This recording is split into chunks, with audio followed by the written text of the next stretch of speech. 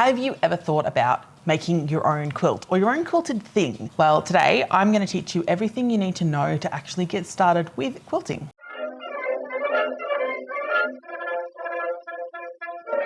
Welcome to Amy in Melbourne. My name's Amy, obviously, and today we're going to be learning how to make a quilt. Whether you have been sewing for years or you've just started, there is something in this video for everyone to learn. Quilting can be an incredibly quick thing to do, or it can be a really slow, meditative, mindful project. You can do a lot of it by hand if that's something that you enjoy doing, or you can do all of it by machine, or you can actually use your quilted fabric to make clothes. So if you're a garment sewer, there's something here for you too.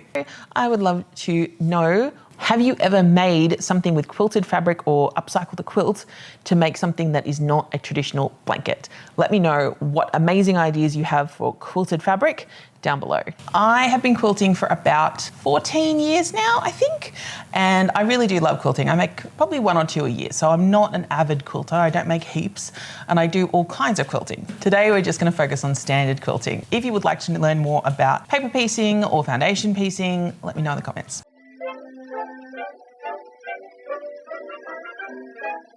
So, what is a quilt? Well, a quilt is a thing like this. It needs to have at least 3 layers to be a quilt.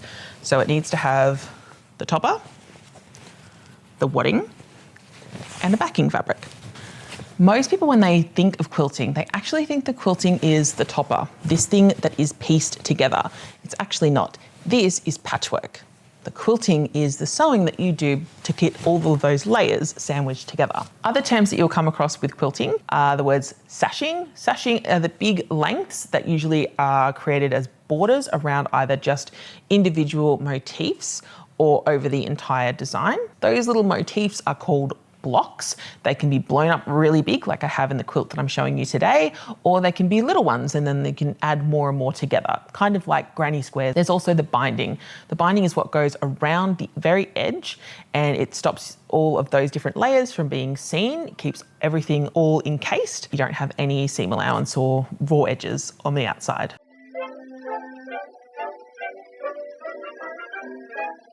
To get started with quilting, obviously you need some tools. So we're going to talk about tools first, and then we're going to talk about specifics of fabric. If you would like to actually just get straight to how to quilt, then skip forward to the timestamp here. To get started with quilting, technically all you need is this stuff. I got this quilt kit for Christmas and it really does have everything that you need. This is a self-healing cutting mat, which means that you can cut on top of it and it will heal itself and not show those marks, or at least not be permanently damaged by those cuts. You need a ruler. This is incredibly important to have some kind of a guide. Acrylic rulers is what you need. This is quite a small one. I normally use one that's about double this size. To start off with, something like this is great. And then you need something to cut with. You need a rotary cutter, very specifically a rotary cutter. Get into our cutting tools a bit more. You have your basic rotary cutter, but you also have different sizes of rotary cutter. These are a couple that I have. This one I actually use mostly for dressmaking, for sewing garments. Then there is a teeny tiny one, which is really great if you're doing English paper piecing and you just need little pieces. And then you've got your big one. Big ones are really, really good. Your standard size block pieces, not the small ones, not the teeny mini ones, just do regular block pieces, as well as any of your sashing pieces and your binding pieces. Having a pair of fabric scissors is also really helpful, but you actually don't need them. I know that seems really strange. Apart from cutting your thread, which most sewing machines have a little thread cutter on them, you don't really use these that much. Aside from our basic quilting ruler, which honestly I would recommend for anyone who sews anything, they are incredibly handy. You can also get lots of different other kinds of rulers and templates. I actually have probably like, I don't know, 30 others than that. Most quilting supplies come from America, or at least are standardized by Americans. So that's why all of these have inches on them rather than centimeters and millimeters. Everyone who makes any of the patterns or guides will just revert back to the American Imperial, because there's a big quilt culture over in America. So that's where most of the information is coming from, or at least starting from. Other tools that you need include thread. If you're using cotton, then you should go with cotton thread. It means that it will wash the same, and that's the main reason for it. You can technically use all-purpose or polyester thread with it. It's not going to destroy your quilt. Some people think that because of the agitation in your wash, if you have a polyester thread, it will tear into those different layers and just destroy the fabric.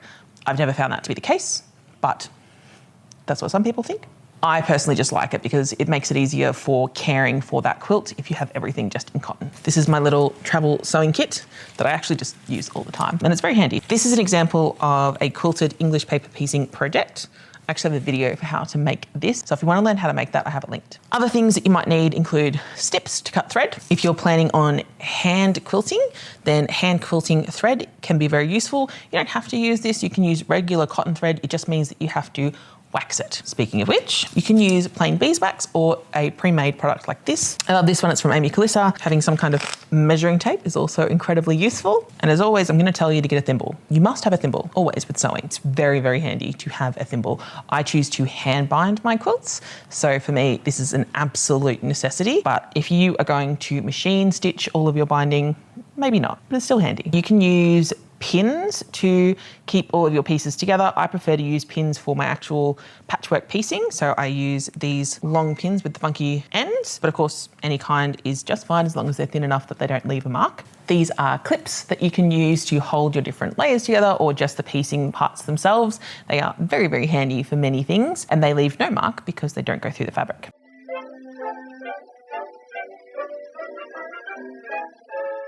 Basting is the temporary way that you hold all of your layers together before you do actual proper quilting. It can be really useful at things like basting spray or quilters safety pins, which have a curve to them so that they can go through all the layers of fabric and come out the other side without making it all screw-withy. You can also choose to hand baste your project together, your different layers, with something like this. This is a specific basting thread, and I love this stuff. It breaks incredibly easily, and I know that feels like something that's bad, but in this case, it's good. It's really easy to get out because it doesn't resist you trying to pop it or break it with your quick unpick.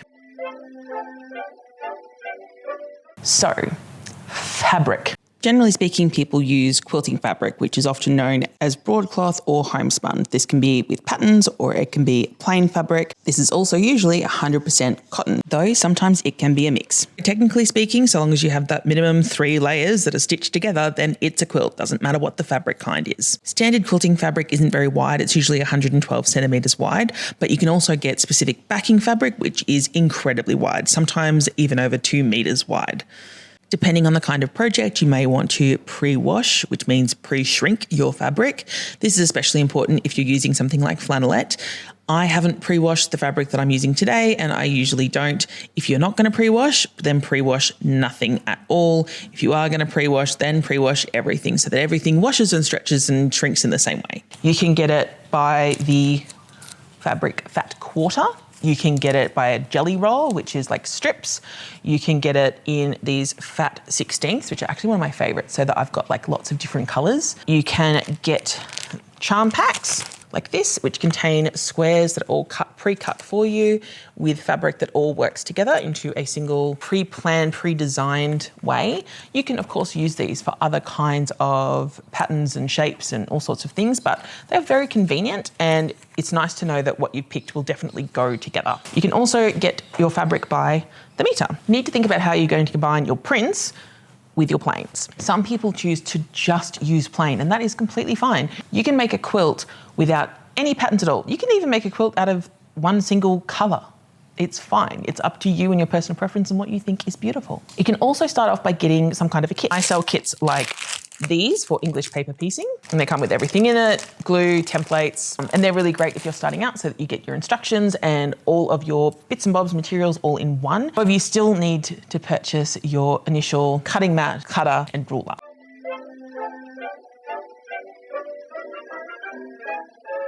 Wadding isn't too complicated, but I know when I first started quilting and I walked into the big box and saw all the different kinds of wadding, it was very overwhelming. For me personally, I like to use 100% cotton or a cotton bamboo blend.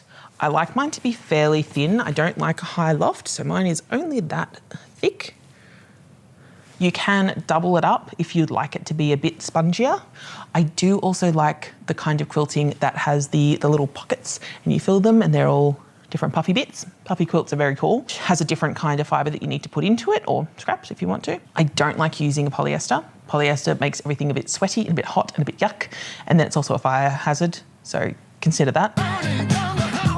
Or you can actually use wool inside it as well, and that will be very, very warm, very insulating, but also still breathable. So those are options. It is very much based on your personal preference, but whatever you select, you need to look at the washing instructions for it, because you should be able to wash your quilt. It shouldn't sit there without being loved and used and thrown on the floor by the kids and, you know, used by the dog. It's fine, it's yours. You don't want to damage it, but you also want it to actually be used. You want it to be a useful item that you put all of that love into. So that means you need to be able to wash it.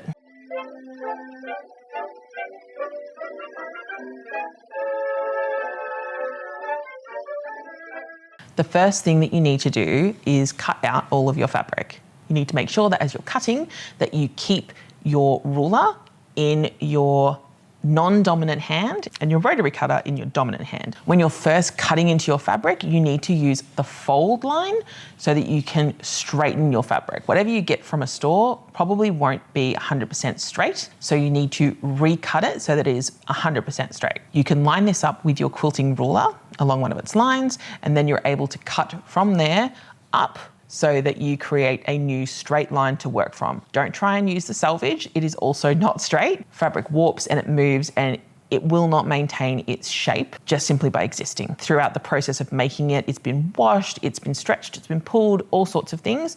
So you need to re-straighten it when you get it. Once you have made your first cut that makes that straight line, that absolute perfect line, then everything that you do after that is going to work towards that line. So after I have cut off my excess that is unneeded and made sure that I've kept everything straight, then I'm going to flip my fabric over, or I'm going to turn around my entire cutting mat, and I'm going to use my ruler on the pieces that I'm keeping so that I can measure them using the ruler. You can also use your cutting mat to measure. That is totally fine. Very much is based on personal preference at that point, which way you want to go, and also depends on how big your piece of fabric is. If you're cutting really big, wide pieces for a backing or for your sashing, you may need to use your actual cutting mat so that you can measure. That we're making today, we're going to start out by making our basic squares and then turning them into the triangles that you saw before. I'm using my transparent acrylic ruler to maintain that straight edge of the square, and then I'm actually using my cutting mat to cut out my shapes. The squares we need are 15 by 15 inches. I then need to cut this square in half on the diagonal so that it creates these triangle shapes. And to do this, the easiest way is to have a ruler that has a 45-degree angle on it. You line up that 45-degree angle to the side of the square. So then your acrylic ruler should be centered on the diagonal of your square. To create this quilt, you need 16 of the large 15 by 15 squares. Some of them are going to be cut in half into our triangles. Others are going to be left as full squares and then cut down later to the right size. You also need sashing pieces and binding. So I usually just cut as much as I can be bothered cutting of my 2.5-inch strips as I can. And then you also need one tiny square, which is 2.5 by 2.5 inches. Aside from my tiny red square and my main black colour for the background, I also have 8 other colours, but be creative with this. You can do any colours you'd like to. You can have 4 different colours, 2 different colours, or only 1. It's up to you. Follow the same steps for your binding and sashing, only this time they're going to be 2.5 inches wide.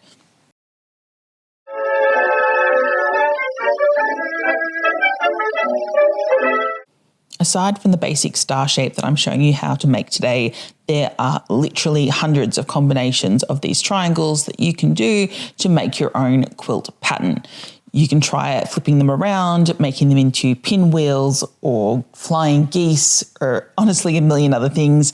And then when you combine that with the sashing in different places, you really do have an endless amount of creativity. Once you've cut out all of your shapes, you need to sew them together. It is standard practice in quilting that you have a 1/4 inch seam allowance on everything. That is just the absolute, every single thing has a 1/4 inch. You might choose to do differently if you're using a more flimsy fabric. Something like flannelette or flannel is looser weave so that it may come apart if you don't have enough seam allowance. So think about something like that. But for the most part, if you're using basic standard quilting cotton, you're going to have 1/4 inch seam allowance on everything.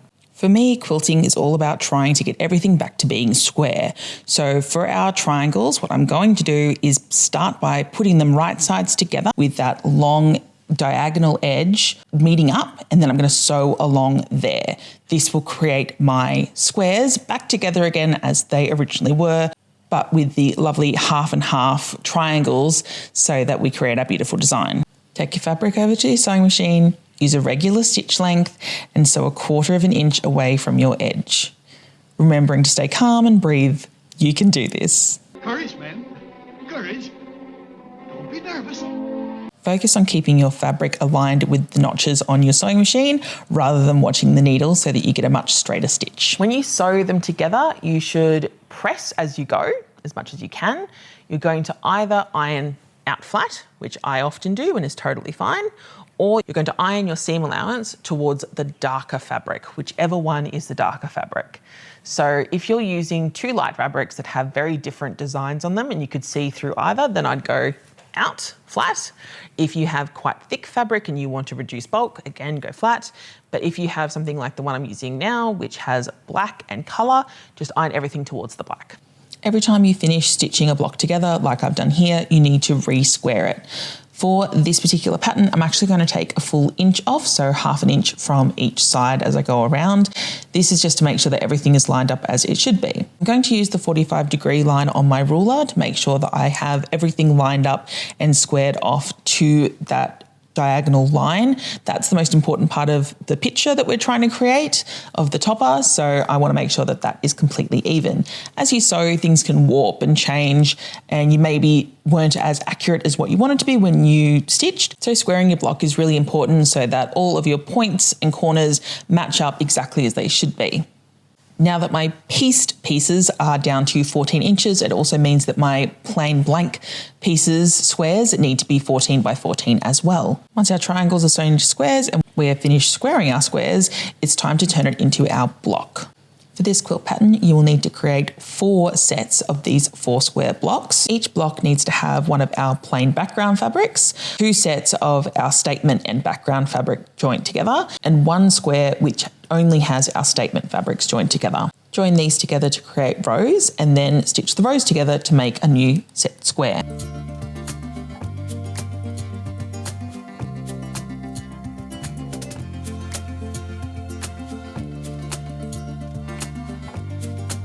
When you're lining your squares up to be sewn together, the most important thing is for where those points to meet to be even. Don't worry about the ends because you can always re-trim it and re-square it, but you got to make sure that those points are where they're supposed to be. Now that we have our 4 blocks sewn together and pressed, it's time to add the sashing, which goes between those blocks. Not forgetting our little square in the middle, mine is a contrasting red. You've already cut your sashing pieces into strips, so now you need to sew those strips together so that you have pieces that are long enough to go between your different blocks. This can also be done with chain stitching, where rather than stopping and taking your needle out and cutting a thread, you just keep going through all of them and it looks like this. Then all you need to do is snip them apart and everything is sewn together, ready to go. So we're going to turn our big blocks into rows. We have our sashing pieces lined up with 2 of our blocks and we're going to sew just those blocks to the sashing and we're going to leave out that center section so that we can add in our lovely little square in the center. Line your sashing up so that the right side is to the right side of your topper. And then you're going to stitch this with, again, a 1/4 inch seam allowance. I have a walking foot on my machine. If that's freaking you out, don't worry. It's just for doing the quilting part later, but you don't have to use it. I have alternative. I like to leave a little bit of extra sashing fabric on either side, which I can cut off later. Just make sure that I definitely have enough and that everything is centered as it should be. Speaking of our lovely little square, we should also prep this. So we're going to attach this to either side of our center sashing piece so that it's right in the middle there. It still uses the same 1/4 inch seam allowance as everything else.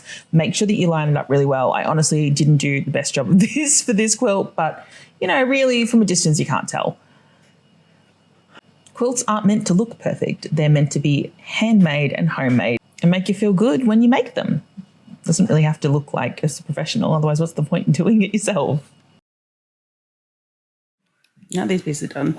These bits of sashing are attached, and then I have this one up here to go. So now what I'm going to do is I'm going to attach this panel to this panel, sash in between, same for that. And then we're going to square up these edges, take off these little extra bits, and then we'll attach it to this long piece. That's basically a quilt just there.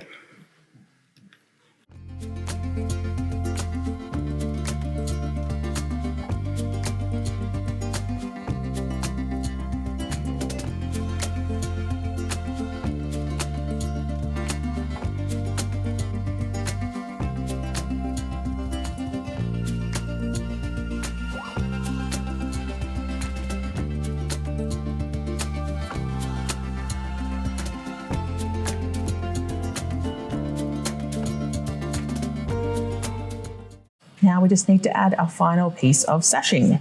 The bit with the little red square in the middle. We're just doing the same thing again. You're going to line up the edges of your sashing to the first row that you created with the 2 blocks, and then you're going to attach that second row to the sashing as well. Iron it out flat and you've got your topper all done. For me, this is the bit that definitely takes the longest. So now that this part is done, we can move on to the actual quilting. Make sure that you give everything one last press before you move on. It makes it look extra incredible.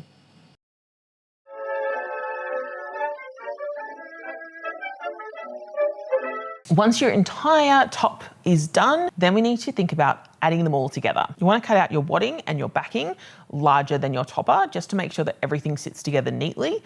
And if anything moves from the topper, that you're not all of a sudden have a useless quilt. So I usually leave about 5 centimeters, 6 centimeters, whatever that is in inches, 4 inches, no, 3 inches. Yeah, 2 to 3 inches of extra fabric for the backing and for the wadding around the outside, just to make sure that I've got enough allowance. Going all the way around. So I lost the original footage of me putting all of the layers together. So I'm going to do it with a different quilt and you can just watch. First, we're going to lay out the wadding and then we're going to put the backing on top of that. To get this to be properly basted together, you need to get your basting material. For me, this is glue. So I'm going to spray that glue onto the wadding and then press down onto my backing fabric until it is all nice and glued together. If you're going to baste with pins or with a basting thread, then you need to put all of the layers together first and then baste them together. For your quilt to turn out really nice and smooth, it's important that you iron your backing fabric before you glue it down. Unlike me, as usual, do what I say, not what I do. Now that everything's glued together, we're going to flip our quilt so that we can put the topper on. This is exactly the same, but you want to center it so that you have that extra seam allowance around the outside for the wadding and the backing. It's really, really important that this is all flat and laid out nicely. You're going to work in sections to put the glue down. The glue actually, I'm not going to say dries, but it sticks everything together incredibly quickly. So once you've sprayed it and you've pressed it down, it actually is stuck together and it becomes, pretty easy to move around to wherever you need it to be. Once you've basted these together, I use a Quilter's basting spray adhesive, which is water soluble and will wash out later. Then you need to do the actual quilting. Quilting can be done by using your sewing machine, but you do need to have a walking foot on it, and it can be very clumsy to try and get that massive blanket through a sewing machine, a regular sewing machine. You can also have it quilted with a long arm quilting machine. This is specifically designed for quilts and doing all those beautiful motifs and fabrics. It has a feeder which rolls your quilt onto it, and it's quilted as it rolls up and down, sort of like a Cricut machine or a 3D printer. 2 things moving at once. You can get someone else to do this for you, or if you're lucky enough to have access to it, then you can do it yourself. I have never long arm quilted. I would love to. I'm hoping that I can do a class on it at this year's Australian Quilt Convention, but we'll see. Those things sell out pretty quick, but it would be fun to do. But usually if I have a very large quilt, unlike this one, I would normally send it to a long arm specialist quilter and pay them to quilt it for me, because it is a specialized skill and it's much faster if you have the proper machinery for it. Trying to do a really big quilt like this yourself is really hard. Of course, you can also free motion quilt it, which is where you have a specialized free motion quilting foot and you move the fabric through and your feed dogs don't push it, you do. And that means you have the freedom to move it in any way you want to. The final option is to do it by hand, which I actually really enjoy doing. I love hand stitching. You can do this with a really large embroidery hoop to keep the tension over your work so everything stays straight, or you can just go with it and give it a little bit more of a rustic look like I do. So to do this, I'm going to be using either a sashiko needle or a darning needle. They're a bit longer, it makes everything a lot easier. You also need to make sure that you wax your cotton thread if you're not using a hand quilting thread. You need to cut a length which is no longer than your arm length so that it doesn't get tangled, and you're going to start by doing multiple back stitches. So rather than doing a knot, we're going to back stitch by hand. You're going to keep stitching one over the other straight on top of each other, and that creates your back stitch. This is actually really strong, you don't need to do a knot. From there, we're going to do a running stitch. I'm going to choose to echo my patchwork, which is where you just sort of do the same shape, but you're doing it in a stitch. A running stitch is where you rock back and forth from below and above the fabric, and it basically just creates sort of like a skipped or a dotted line of stitching. Continue to do this throughout your quilt until you're happy with how it looks and that everything has been sewn together enough for it to be strong and to be lovely when you're snuggling up with your new quilt. To finish off, again, just use a back stitch. This is also what you do if you run out of, when you run out of thread for any of your,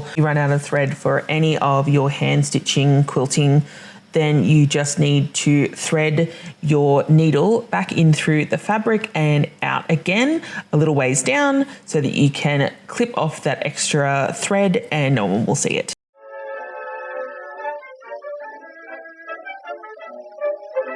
Before we begin to attach our binding, we need to square off our entire quilt, and that means taking off all of the extra wadding and backing and making sure that every single part of the quilt is square as much as we can.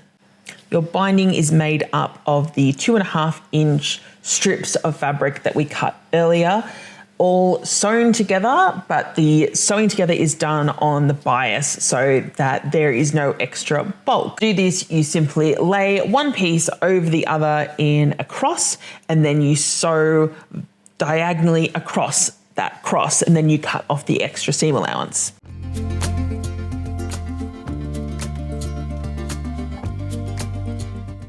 This then needs to be pressed lengthways so that you have a really, really long strip that is in half. To attach your binding to your quilt, you need to line up the raw edge of the quilt with the raw edges of the binding. Then you're going to sew this the whole way around the quilt, but make sure that you leave long tails at either end and that you leave a gap of at least 6 inches so that you can actually finish off the binding. To create the lovely corners, you need to first pivot and sew to the edge of the corner. Take your quilt out of the machine, and then you're going to fold the binding up so that the fold line is level with the previous side that you were sewing along.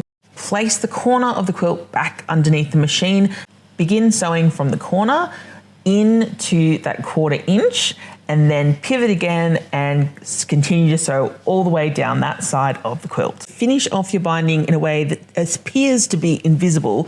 You're basically going to do the same thing as you did when you attached each of the strips together, but you need to do it whilst everything is attached to the quilt. So the first thing you're going to do is you're going to overlap those two tails by the same width that your binding is, so 2.5 inches in this case. Measure it out properly with a ruler. Don't try and eyeball it, and then make sure that you mark it again properly with something like chalk or an erasable marker.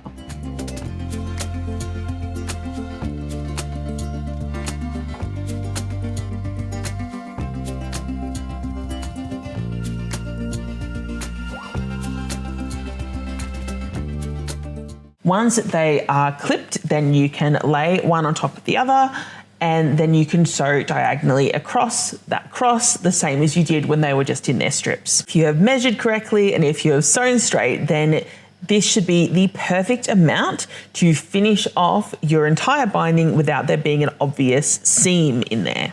I learned how to do this from Missouri Star Quilt Co.'s binding tutorial. I'll leave it linked down below. Finish sewing this section to your quilt, and then we're ready to get on to the hand binding, my favorite bit. We interrupt this program for an important news announcement. Before we start stitching, it is imperative that we learn how to use a thimble correctly. When people put on their thimble, it should be either on the middle or the fourth finger, and a lot of people think that it's to protect your finger from the pointy end. It's actually not. It's to protect your finger as you are pushing the end of the needle, the eye of the needle, through the fabric, whatever you're sewing. So it really is there to stop the needle from hurting you, but it's actually not the side that most people think it is.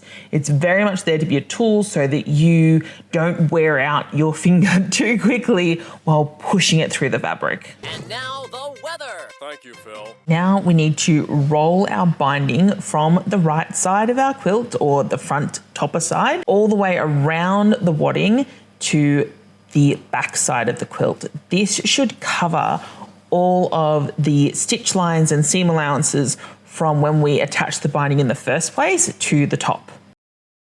If you need an extra set of hands to hold the tension on your binding, then you can use a quilter's clip to do so. Begin by either hand sewing a back stitch or a knot, and then you're simply going to whip stitch the very edge of the binding, that folded edge, down to the backing fabric. You should only go through the backing fabric, maybe a little bit of wadding, but your stitches should not go all the way through to the topper.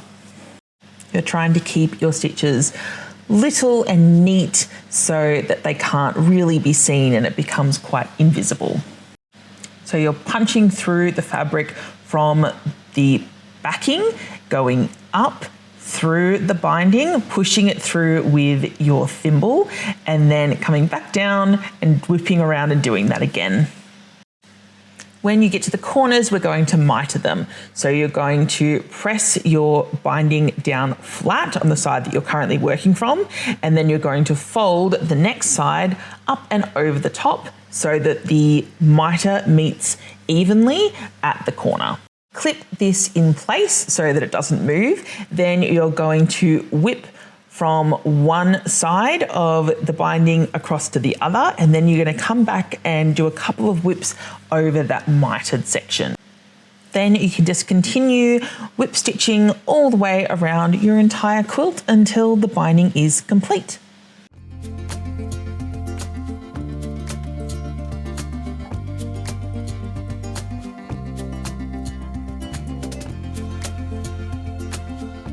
Once your binding is done, either completely by machine or machine and hand whipped like I do, then that's actually it. You have a quilt.